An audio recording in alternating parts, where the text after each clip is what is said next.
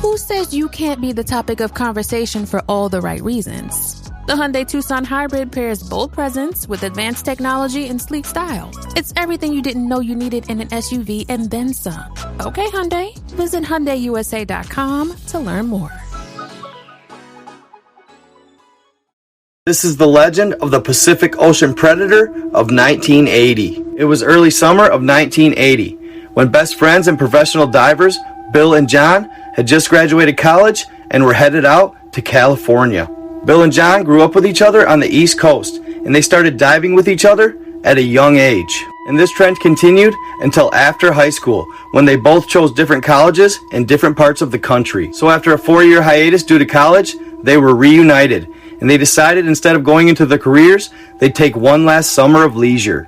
So that summer, they decided to go to Santa Barbara, California, as they had heard that it had some of the best diving destinations in the world. Namely, due to the fact that the coastline is laden with shipwrecks, dating back all the way to the 1800s. So they packed up all their things and headed out west, not knowing what they were going to do for work, only having the place they were going to stay lined up. But as excited and eager as they were on the way out there, a couple of weeks after arriving, their morale had taken a hard hit. They found out that they were about a month too late. All of the diving jobs had already been taken up and were booked for the summer. So in order to make ends meet while they looked for diving gigs, they both took jobs at a local bar right near where they lived. They were at that bar virtually every single night. Even on their off nights, they found themselves there, drinking their blues away. It wasn't until about a month after their arrival that they finally caught a break. It was on a particular off night. A gentleman they hadn't seen at the bar before walked in. He was an older gentleman, probably in his 50s. He sat down, called the bartender over, and ordered a drink. At first, John and Bill didn't pay much attention to him. It wasn't until he started talking to the bartender about his yacht off the coast that their ears perked up. They continued somewhat eavesdropping on the gentleman's conversation for about a half hour, when they finally heard exactly what they wanted to hear. He was looking for divers who would come hang out on his yacht for a couple of weeks and dive for lobster, stocking him up for the summer. And that was their cue. They got up from their table, approached the man, bought him a couple drinks, and explained their situation. It couldn't have played out for them more perfectly. They finished their drinks, he gave them a time to meet him at the docks the next night, and they went their separate ways. Bill and John were elated. That very next night, they met the old man at the docks, they got in his speedboat, and they headed out to his yacht. As they approached, they could see it was live. There were women everywhere, and people were partying.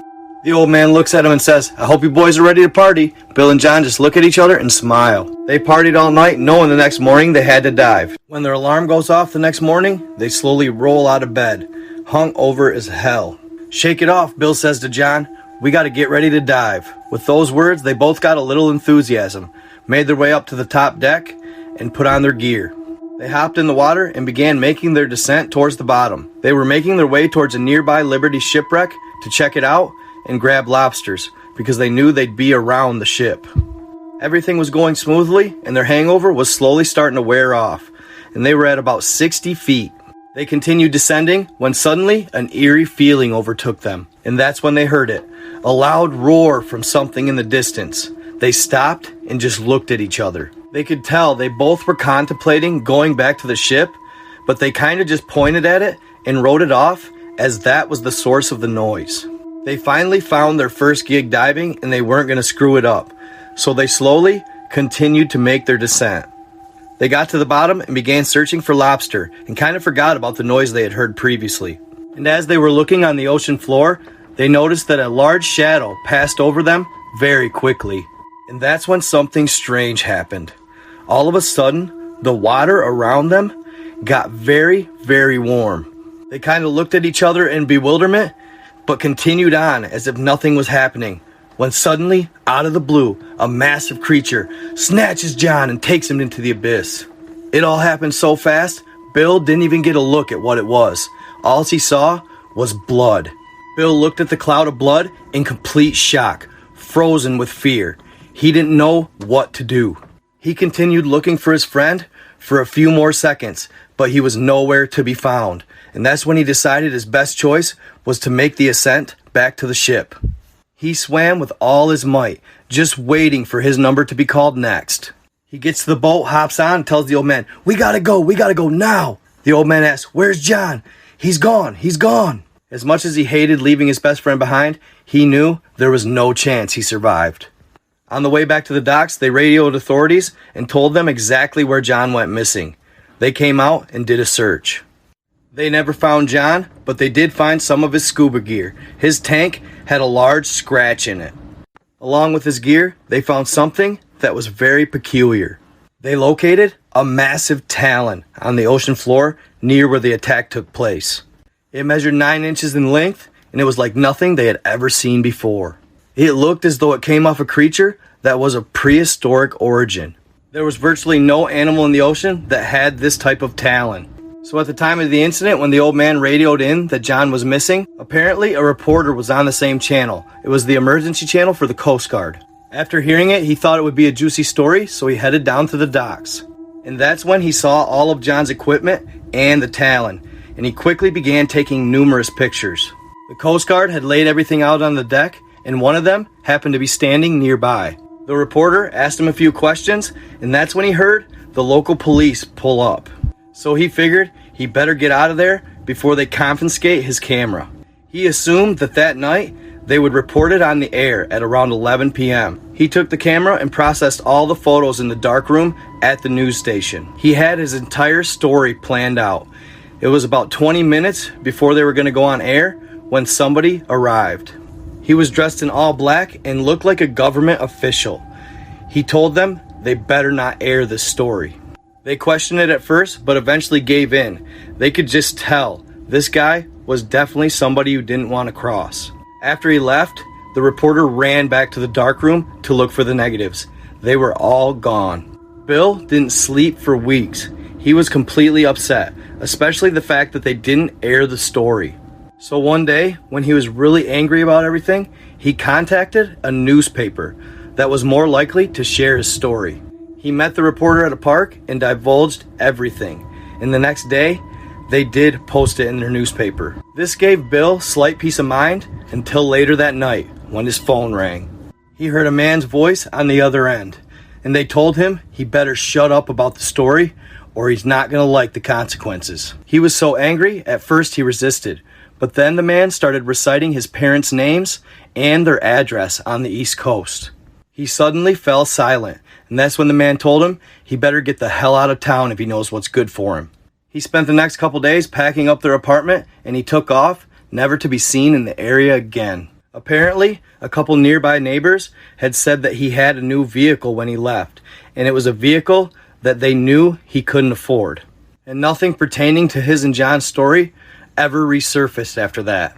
Everything was quiet for the next couple weeks, until one day, that changed quickly. About a year prior, a modernized oil rig was set up in the Pacific Ocean. It had all the newest tech, and it is said that it could drill deeper than any oil rig in the world at the time.